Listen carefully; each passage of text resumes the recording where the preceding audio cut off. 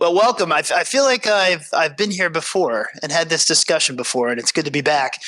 Before we get started on some questions that I had, I think the main attraction is actually sitting to the left and then also further to the left. County Executive Alsobrooks, anything you'd like to say? Introduce yourself. I would. Good afternoon, everyone. It's exciting to be back with all of you all, and I don't think I'll ever get over being able to be in a room together again after what we've experienced over the last few years. So it's always good just to be together. And I see so many friends in the audience. Want to say thank you to you, Brad. I say this each time we come together, but it's kind of weird to have Brad asking us questions about a lot of what he helped also to move forward. He did a really wonderful job as a part of the former administration and a little bit a part of ours. So I want to thank you for your commitment to our county. And of course, I'm always happy to be here with one of the baddest women in the state of Maryland. That is Angie Rodgers, who is doing absolutely excellent and transformative work in Prince George's County that will live long before any of us. So what a thrill it is. We're happy to be able to talk about Prince George's and, of course, David Iannucci. How could I not thank him as well for his tremendous leadership, commitment, and all that he has brought to Prince George's County. So just excited to talk about Prince George's. Wonderful. One question for David. Are the Phillies going to win tonight? Ooh. Shots fired. Yes, Greg Reeves. That's right. Thank you. Go Phils. So let's get started. Off the top, there's a couple major, I would say, kind of big whale projects that are on the horizon out there. One is the FBI. One is where the Washington Commanders are going to land with their decision for a new stadium. So kind of taking those in order, is there anything new on either one of those? I think since we last met, what I can tell you is that these are both transformative projects. I think the people in this room recognize this. We're so excited about the prospect of having the FBI headquarters come to Prince George's County and come to Maryland. This is a project that we've competed for over the last at least 10 years plus. I think it's significant to know that we started with 35 sites and that when the competition boiled down, there were 3 final sites, and 2 of the 3 final sites are in Prince George's County. And so I think it's significant to always remember that the question about whether or not this site is suitable for the FBI to conduct its mission was resolved years and years ago. That's how we came to have 2 of the final 3 sites. Our 2 sites, from our perspective, are technically the 2 strongest sites. They are accessible to, our site is the only one actually located at the Metro. Our sites are shovel ready today. Come at a significant cost savings. The site in Virginia is, we believe, $300 to $500 million more expensive than the Prince George's County sites. We know that environmentally, our sites keep those cars off the road and have a great environmental impact as well. And the question of equity is not one that can be lost on any of us as well. When we talk about equity, I want to be really clear because my friends in Virginia got a little confused and thought I was talking about diversity. Well, there is a big difference between equity and diversity. When we talk about equity, what we mean is that the government, the federal government, over the last 15 years has spent $462 billion in Northern Virginia, enriching that area and creating jobs and opportunities. And they've spent $120 billion in Prince George's County, where these are taxpayer dollars that create these tremendous job centers. We're excited because we believe that it is our time to have that in Maryland, to bring those jobs and opportunities, allow us to close the median income gap. There's about a $40,000 median income gap between Prince George's County and Fairfax.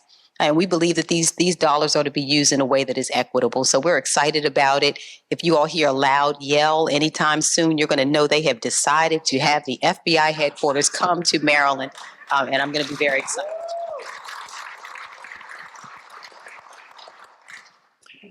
Oh, the Commanders. I guess, Angie, you can talk about the Commanders. Is this there we go. Let me just also add something on FBI, because it is important for Prince George's County, but it is also important for the region for us to begin to have more federal job centers on this side of the Beltway. And so I think when we talk, people think that, of course, Prince George's is going to tout their sites as the best, and they are. But also it is important for us in these rooms with folks who work all around the region to realize the importance to balancing jobs, balancing transportation needs, balancing housing needs, that it is important for those jobs to be spread around the Beltway. So it's not just important for Prince George's, it is also important for the region for us to begin to rebalance that jobs portfolio and have more job centers on this side of the Beltway. Commanders, I think the county executive has been really clear that we want the team to stay. I think we have also been really clear that if the decision is based on the best business case for the team, their ability to build out a fully integrated stadium district in this region that can become an international sports destination for our region, that opportunity exists in Prince George's County. We have also, I think, sort of promised and started to deliver on our part to start to build out around the stadium. So I think when we were here with you all last year, we were talking about what we were planning for the Blue Line Corridor. Now we're doing it. The opportunities are materializing. The projects are materializing right before our eyes. And so I think the most important thing that we did was we didn't wait for the commanders to say whether they were going to stay or not to start making investments in that community. We started to do it. And if that doesn't show the commanders how aggressive this county is and how serious we are about the development that we plan to do and the benefits that we plan to bring to this community, then I don't know what is.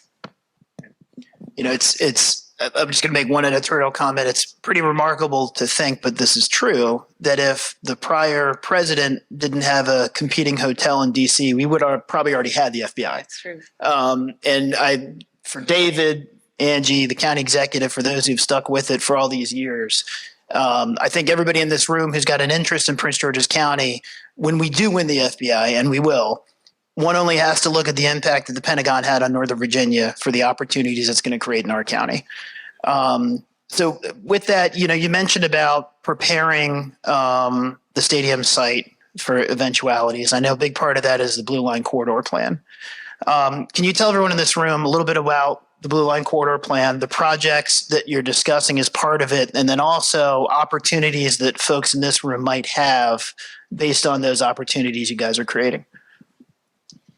So the Blue Line Corridor for us really is the next big opportunity, I think, for our county, for our state, for our region to develop that international sports, entertainment, and cultural corridor.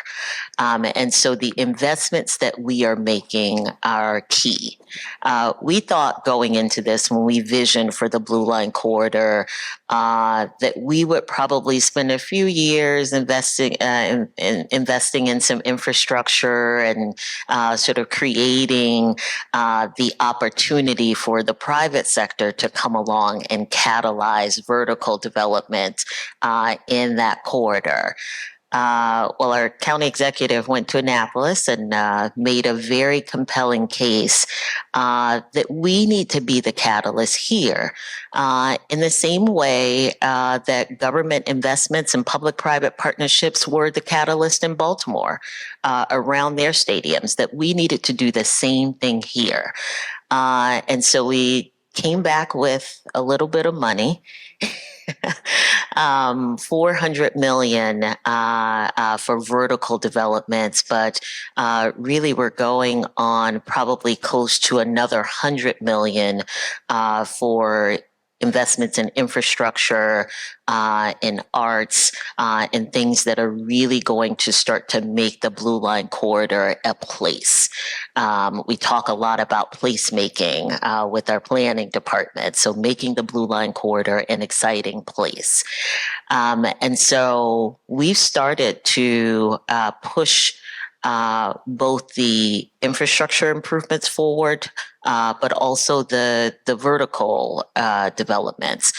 So we've got on deck a civic plaza, a library and cultural center, an amphitheater, a market hall, a central market hall, a youth sports field house that would be built to international competition grade. So going toward that goal of making us an international destination. You probably have seen that we have moved forward with some of those projects, and they're going to continue to roll out. The Civic Plaza was just awarded last week by the Board of Public Works. They made the final decision on the award for Civic Plaza, and that's using our government building to turn our downtown into that walkable, bikeable, engaging destination that we've envisioned for the Blue Line Corridor. Next out the gate is the Youth Sports Field House. And so the RFP just closed. And so you'll start to see that roll out as well. And the opportunities are just going to keep coming. And, I want to say, I see him in the room. Senator Alonzo Washington is here. I want to welcome him and thank him so much for his leadership. I don't know. I feel Angie was modest when she said we just got a little bit of money. $400 million was not just a little bit of money. It was the first time in the county's history that we have ever been able to have a project through the Maryland Stadium Authority. So this was so significant for our county, and we have been able to attract to that particular corridor another $700 million. $700 million, and that's just from minority developers. When you count all of the developers who are activating in the Blue Line Corridor right now, we're probably up to almost $2 billion. And so this is an extremely exciting time for us. It's transformative, we believe, for the people in our communities who have waited for decades for this kind of progress. It will not only bring the sorts of amenities, the opportunities to dine and be entertained, but it's also a major effort to close the wealth gap in our county, all of the other opportunities that will come. And it's come with significant investment, not just from the state, but we were proud also to have had federal dollars recently, the first of its kind, to add to a Central Avenue connector trail that will serve the region. And it was Prince George's County's application that helped that to move forward. And so we are continuing to partner on a federal level, state level, and county level to have the kind of growth that, again, we think serves not only Maryland and Prince George's, but the region. So just very proud of that. I'm going to give a shout out to somebody who walked in the room for another question, which is former council member Danielle Glaros, because I know another project that I believe received significant state and federal supports, New Carrollton. New Carrollton. Oh, my goodness. Yeah. Well, are you giving me a door open to talk about? Let's go. Yeah. So nobody comes near me these days without hearing something about New Carrollton. This is the another major project in the county, and we're so excited and so proud. I hope that you all have been by to see the progress at New Carrollton, which is now becoming the premier transit hub on the Eastern Seaboard. We are expecting, as a result of the close to $100 million worth of investment that has gone into this site. You'll notice that Kaiser's headquarters and WMATA's headquarters is there. We just were able to get another $50.2 million from the state to redo the train hall there. This particular site, we expect to have about 25,000 jobs at the New Carrollton Metro Station. So this is a major economic driver, not only, again, for Prince George's, but this is also for the state and for the region. So we're excited about that. And again, it is another example of leveraging both county investment, state and federal investment, and we're excited about what it will produce.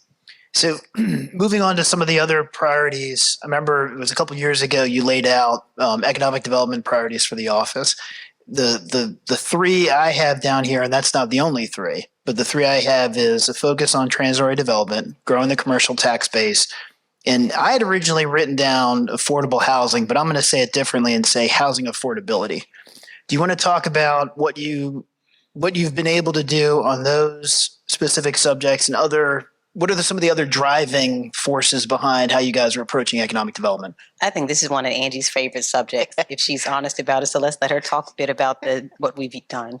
It is my favorite subject. It's funny to me that people in Prince George's County know me as sort of broader economic development, but I really cut my teeth on affordable housing. And that's probably still where my heart is, because I truly believe that, and you've said it often, County Executive, we do not get to have meaningful economic development without affordable housing.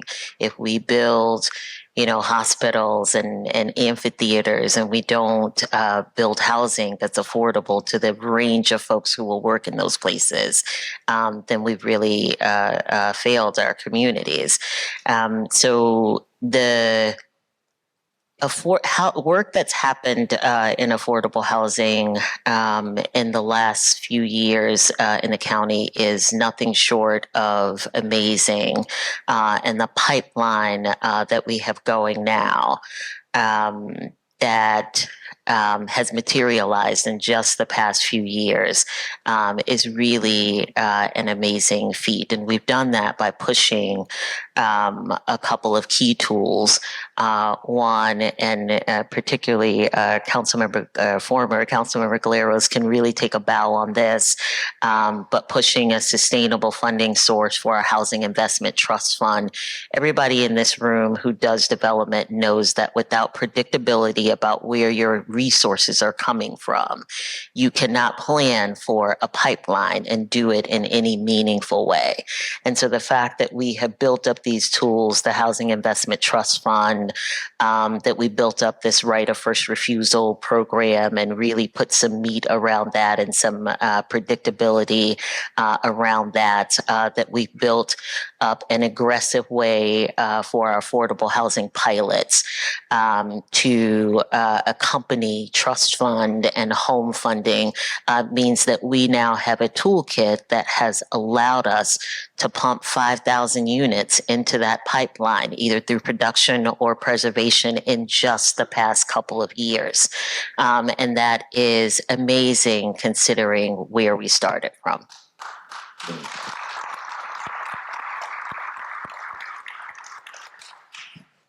I especially appreciate the focus on supply and demand and increasing supply, especially when we talk about housing affordability. Another way that some think will give us affordable housing is rent control, rent stabilization, which I know is something that Montgomery County. Yeah, I did. Thank you. Montgomery County is just passed a law.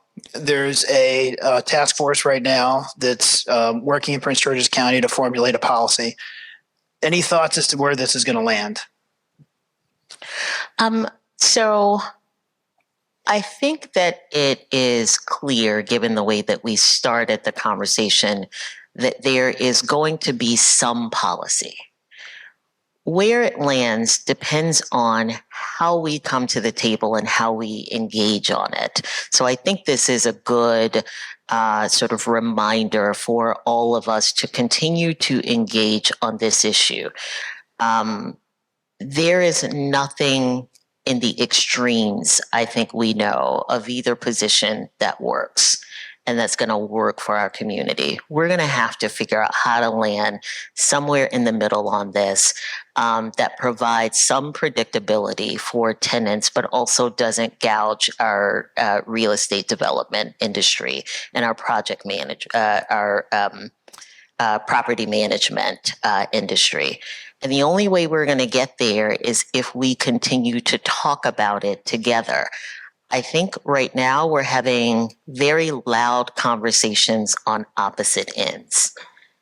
And we consider it our job, and that's what we're trying to do through this task force, to bring that conversation back toward the middle. Appreciate that. One piece of legislation that was recently proposed in the county council would put in place a cap on residential permits, building permits. is there a position that you guys have on this legislation or any thoughts you have about this legislation? I know this is probably something that a lot of folks in the room care about. Yeah, well, I think similar to what Angie said a moment ago is I think there has to be some very thoughtful discussion before we legislate things that have we hope will yield a certain result, but may not. And so I think we have to be very careful about caps. I think that, it's going to require lots of thought, lots of discussion so that we come up with a policy. And look, all of us understand we do not want sprawl, but I think we also have to come up with something that is intelligent and that will have the intended effect. We need housing. I don't think we should do anything that will halt it or will harm our county's growth going forward. But we have to grow in a way we understand that's intelligent and that achieves the goals of our community. But I'm not sure that the way that we're going about it is going to get us there. So I think we have to really to come to the table. I agree with Angie's sentiment that it requires all of us to be present for that conversation. And I think that we should come up with something that helps us to address the concern, but does not stop progress in our county. I appreciate that. And I think tell me if I'm wrong, I think it's safe to say too, that acknowledging projects that have already made investments Exactly. and have gotten entitlements and gotten approvals, that grandfathering those projects is an important element. There's something patently unfair about ignoring the investments that have been made. There's just something patently unfair about that, and I don't agree with it. I think that we do have to acknowledge that the investments that have been made in good faith, based on where we are now, to ignore that, I think, is wrong. I appreciate that.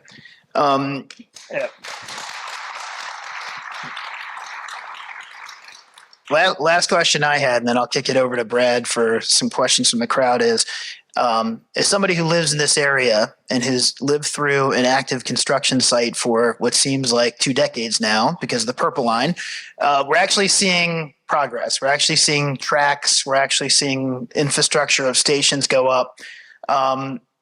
Any thoughts as to where the Purple Line is, celebrate its success, and then also, the Purple Line is going to create a lot of opportunities for investment. It's going to generate a lot of fixed rail stations that can be nexuses of investment.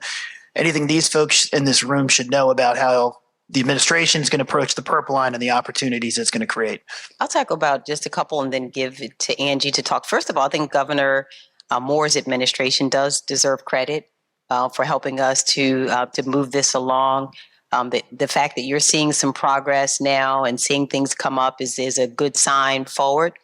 You should know that our administration, as we discussed a moment ago, has been intentional about these opportunities that we know will bring generational opportunity investment. And for example, where housing is concerned, one of the first areas that we used the right of first refusal to preserve affordability was along the Purple Line, so that as we see that area grow in value, we want to make sure that every segment of our community is able to afford to still live here, to enjoy the prosperity that will come to Prince George's County. And so preserving affordability using the right of first refusal along the Purple Line was one of the first projects that we did, and it remains a priority for us. And the thing that I would add, we've been really focused on the affordable housing piece, but also really focused on the small and minority businesses that exist along the Purple Line, how we sort of preserve those legacy businesses. And I will say that I don't know that collectively we have the best answers yet on the table for how to preserve those legacy businesses. But we're in active conversations with the Purple Line Coalition, with many stakeholders in that area. This is the moment where it's time for us to figure out how we really are going to do that business preservation along the Purple Line. And let me just say too, if I may, that, the state did not knock the cover off the ball with delivering the Purple Line through a P3 model, but your administration on a P3 model delivered 6 schools in 2 years. So that's. Well, and I think there were some lessons to be learned in the P3, but you're right, we are just extraordinarily proud of what we've been able to accomplish here with P3. Again, salute to our delegation, Senator Washington and his colleagues in 2019 went to the state legislature to solve a problem. The problem was that Prince George's has the second oldest school facilities in the state. Over 40% of our schools are 60 years old or older. So this meant that we had children in classrooms and were receiving the message that their education was not important, and that certainly they were not important. So we used this public-private partnership, the first of its kind in the state and one of the first in the nation. And you're right, we broke ground all total using both the P3 model and the traditional route to break ground on 10 new schools in the last 3 years. We opened the doors this year to 6. And next year, we've just gotten approval to move forward. We're going to break ground on another 8. So we will have broken ground on 18 schools in the 6-year period for the benefit of our children. And once again, it is that we are building facilities that really speak to our kids' dignity and their value to us. But we're also proud of what we've been able to do in terms of business. I'm so very proud and excited for all of the businesses that have been able to participate in that program as well. So now I think it's time for questions from somebody smarter than me, which is everybody else in this room. So Brad, you want to? I do. We have time for a couple. Again, that number's 301-404-6952. Check your email for it. Just one came in to start. I'm sure a couple more will come. You touched on this earlier. This is kind of a follow-up question to the rent control question. If rent control is passed, what would the county do to offset a decrease in property values and an exfil of private capital? I know we're looking into the future if then. So I'll take a stab at that and say that it really depends on what is passed. We are having a conversation, and this is what's a little bit frustrating to me, that is an apples to oranges comparison. We're looking at a bunch of different policies that are structured a bunch of different ways in different communities and making one decision about what we think is going to come out of the other end of that. This is why I have been encouraging that we need to all be having this conversation together right now to figure out what is the policy that we're going to push for Prince George's County, and sort of what's the middle ground on that policy. Because we think of rent control and we think of, sort of draconian like New York City rent control, which hasn't stopped valuation and prices going up in that place. It's different in lots of different places, and we need to have the nuanced conversation in Prince George's County to figure out what's going to happen here. Folks are asking us to look into a crystal ball that has a lot of different things in it and say what's going to happen, and that's just not possible, and that would be irresponsible of us to as government officials to do that. Come to the table so that we can have the conversation we need to have about Prince George's County. That's all the questions that came in. I have another minute or two for one more question if somebody has one. I'll just bring it over to you. Any other questions? I'll take one live. If you have a question, raise your hand and I will get over to you. Hi, my name is Boyd Campbell, Century 21 Commercial, New Millennium. And having served in this county as a real estate broker for close to 50 years, I fast forward to October 2023, and we talked a lot about housing, which is my world. When and where do we have the conversation when we talk about housing choice? Because affordable housing is really stigmatized and it's off-putting. When do we talk about housing choice relative to a broader base of housing opportunities for the CEOs, middle management, upper management folks who will choose to live here to follow the FBI or to follow other substantial businesses that could and should be here because It's a great choice in proximity to the city, military installations, and alike. It seems like that conversation has been conspicuously absent, and we now are labeled as being the destination for those who can't afford any other destination in the region. Thank you. So I can chime in on that. And I guess I want to chime in and take a little bit of an issue, because I think regardless of what you call it, whether you're saying affordable housing, whether you're saying housing affordability, whether you're saying housing choice, our tools and our toolkit are designed to provide the right amount of help at the right income level. And Prince George's is starting to build its toolkit. I talked about this a little bit earlier, and it's built in the same way that the toolkit is built in many jurisdictions around us, meaning, we are positioning ourselves to put capital on housing choices that hit at about 50 to 60% of the area median. That's households earning $55,000 to $65,000, $70,000 a year. Those are not poor households. Those are working households.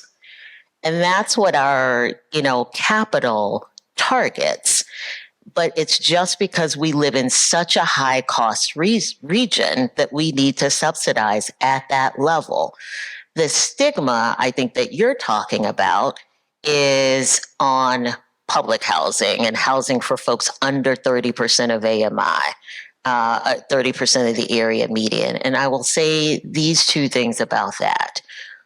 One is we actually don't have a lot of that kind of housing in Prince George's County. What we have a lot of is housing that is not subsidized, is median price for the market, and the owners haven't put investments into it to keep it up. And that's where our right of first refusal program comes in, because not only are we sort of getting that kind of housing into the hands of sort of more responsible developers and property managers, but we're also providing them with capital to improve the condition of that housing. The second thing I'll say about the under 30% of AMI is that's your clerks working at CVS. That's folks working in the grocery stores. And so I do often like to challenge audiences to say, where do we think those people are going to live? We cannot just build housing for the doctors and the executives. We have to do it for everyone. And taking the stigma off of that is about us as a community and changing our mindset. It's not about not doing something for the folks in our community who need it. Can I add just one thing to that too? A couple points. There's a difference between, as you pointed out, there's a difference between purpose-built, quality, affordable housing that someone who lives there has respect for where they live versus affordable housing by neglect, which we have a lot of. Right. And there's a big difference. Second thing I'd say is AMI to your point, AMI is a regional calculation. When you're blending in AMI incomes in Arlington, it's going to be skewed a bit. Right. Let's be honest. The third thing I'd say is, Boyd, I see a lot of subdivisions out there. Houses are going $700,000, $800,000, $900,000. I think the thing that we're missing, and I think America's missing, is the missing middle, which is an ownership price point for people not only to rent, but to own that they can afford, and I'm not saying this is necessarily the model, but the goal that the Levittowns of the 1950s played in American housing, and I'm not saying from like a suburban sprawl perspective, I grew up in Levittown in Pennsylvania, but from providing something that middle America can afford to live in and own, right? And not just rent, and not just for the $700,000, $800,000 houses either. We can go on here for hours and hours, but that's all we have time for. Thank you so much, Brad. Thank you, Angie. Thank you, County Executive Alsobrooks. We are going to take a quick 2-minute break, and then we have 2 more panels.